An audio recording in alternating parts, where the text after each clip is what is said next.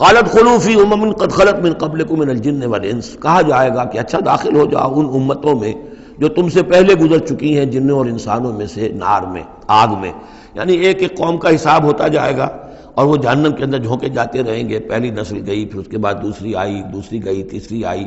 اب ان میں ایک مکالمہ ہوگا. ظاہر بات ہے جو پہلے گئے تھے وہ تھے بزرگ، بڑے تھے، لیڈر تھے، یا یہ کہ وہ پچھلی نسل تھی جنہوں نے بدعات شروع کی تھیں، خرافات کا آغاز کیا تھا. یہ بعد میں آنے والے ان پر لعنت کریں گے کہ تم نے ہمیں مروایا، تمہاری وجہ سے ہم بھی برباد ہو کر یہاں آئے ہیں، تو تمہیں دوہرا عذاب ملنا چاہیے. لیکن یہ کہ وہاں وہ کہیں گے کہ نہیں، ہم جیسے ہم گمراہ تھے ویسے انہوں نے تمہیں گمراہ کیا.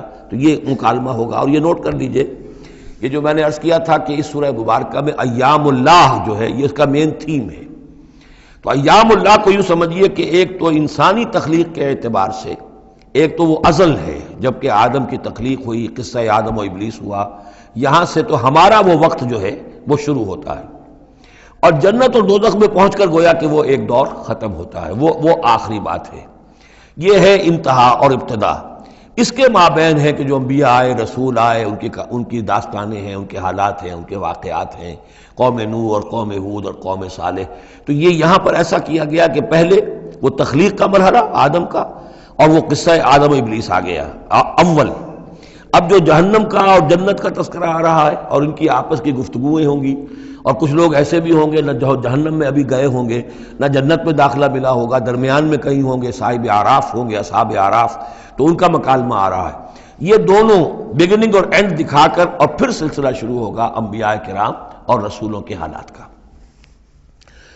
قالت خلوا فی امم قد خلت من قبلکم، داخل ہو جاؤ انہی قوموں میں، انہی نسلوں میں جو تم سے پہلے داخل ہو چکی ہیں.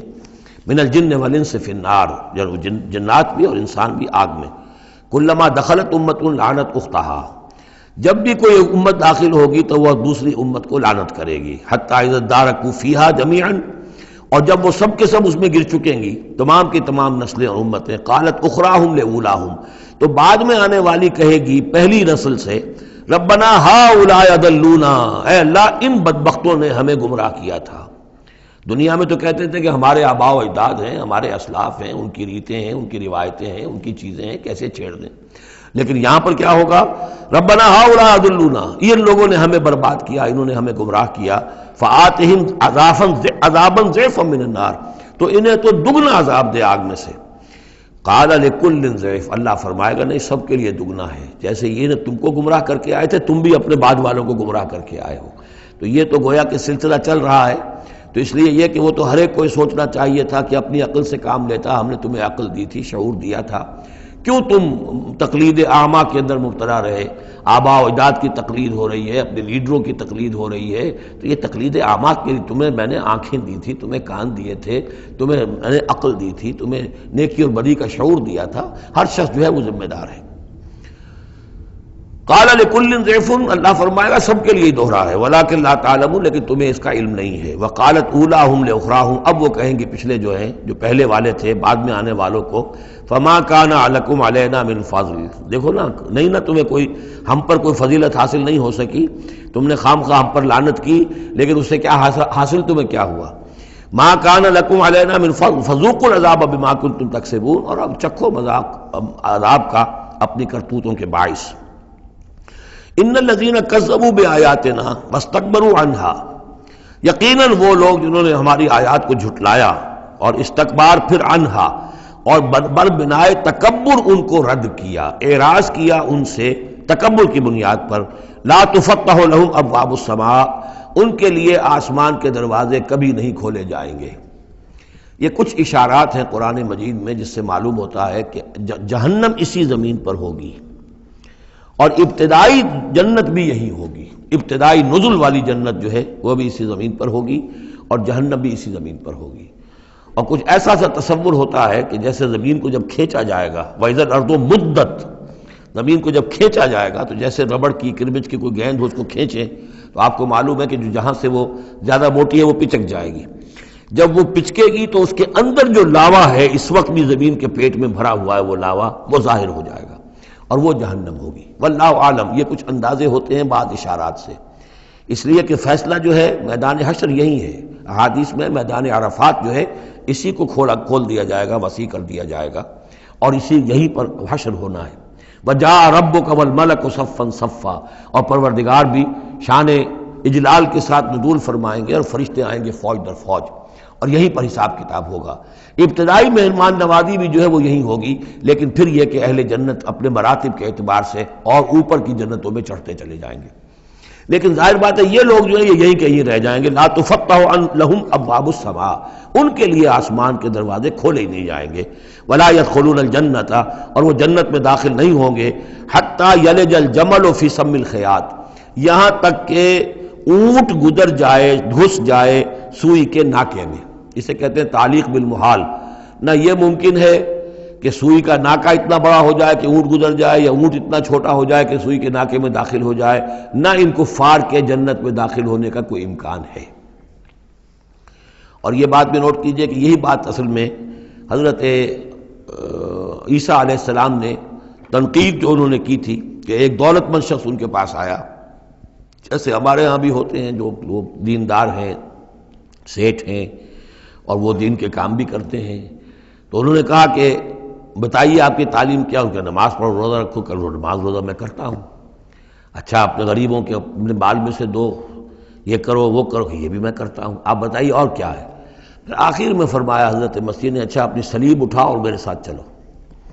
یعنی یہ کہ اب وہ ہے وہ جد و جہد حق و باطل کی کشاکش، یہ نیکی کے کام کرنا، دھندوں میں لگے رہنا، اور اپنے ساتھ کچھ نہ کچھ نیکی کا کام ہے، کچھ پن ہے، کچھ خیرات ہے، کچھ ثواب کے کام ہے، کوئی نماز ہے، روزہ ہے، یہ تو آسان ہے۔ لیکن یہ کہ اس کشاکش حق و باطل جو ہے اس میں لگنا، کہ جس میں پھر اندیشہ ہو کہ پھانسی بھی آ سکتی ہے، اندیشہ ہو جان بھی جا سکتی ہے، تکلیف بھی آ سکتی ہے۔ تو جب انہوں نے کہا کہ اچھا ٹھیک ہے، پھر جب تم نے یہ ساری منزلیں طے کر لی تو آخری منزل ہے اپنی صلیب اٹھاؤ اور میرے ساتھ آ جاؤ۔ تو اس شخص کا چہرہ لٹک گیا اور وہ چلا گیا۔ تو حضرت مسیح نے فرمایا کہ اونٹ کا سوئی کے ناکے میں سے گزرنا ممکن ہے، لیکن کسی دولت مند شخص کا اللہ کی بادشاہت میں داخل ہونا ممکن نہیں ہے۔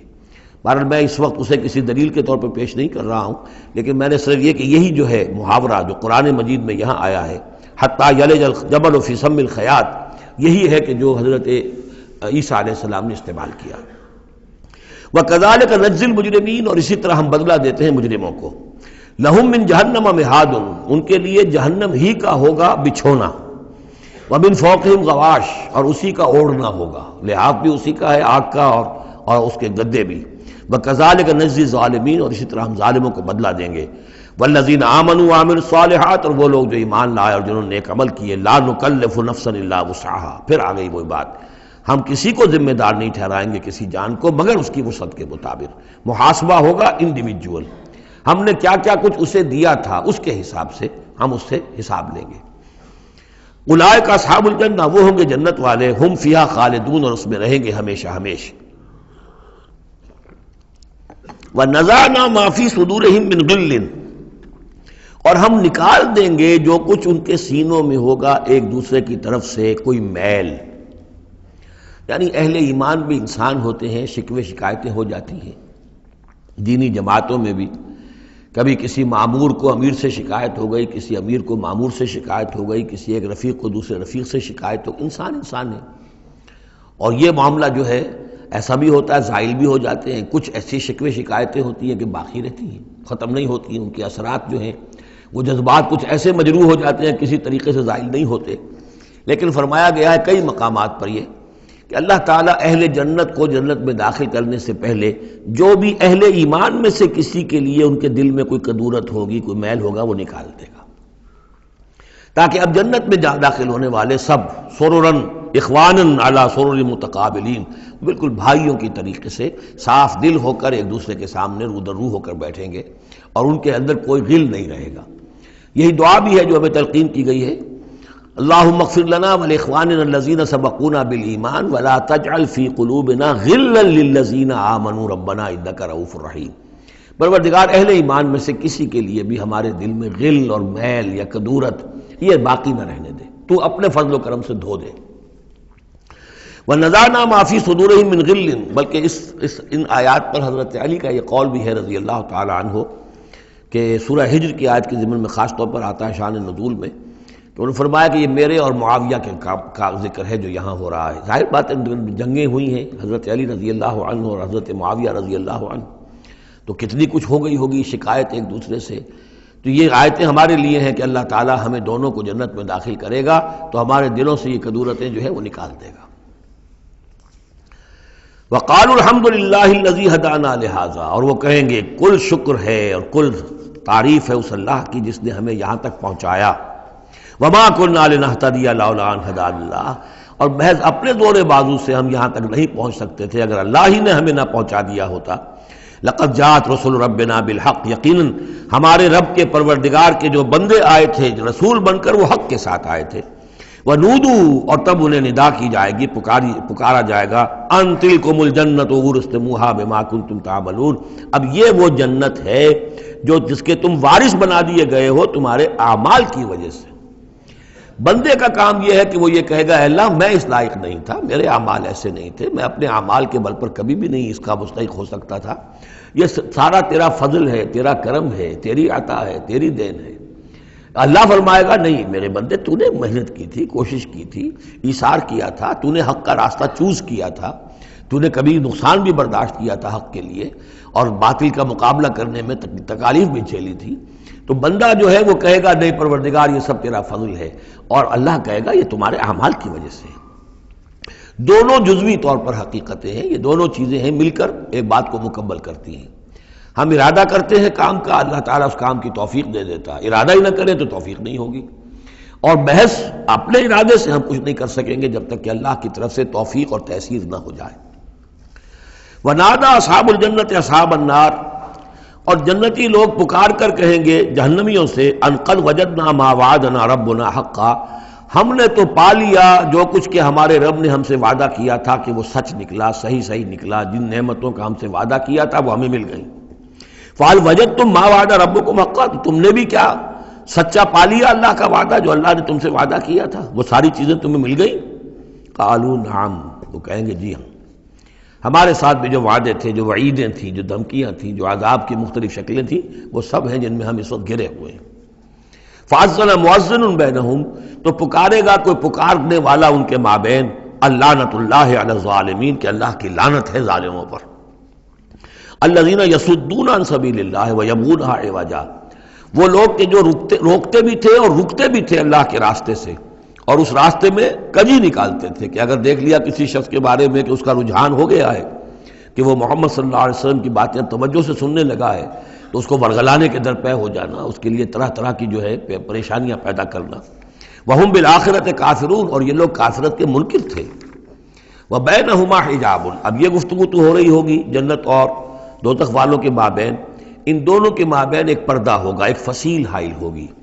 یہ نقشہ جو ہے زیادہ کلیئرلی سورہ حدید میں کھینچا گیا ہے، وَضُرِبَ بَيْنَهُمْ بِسُورٍ لَهُ بَابٌ، بَيْنَهُمَا حِجَابٌ، فصیل ہوگی، ادھر جنت ہے ادھر دوزخ ہے۔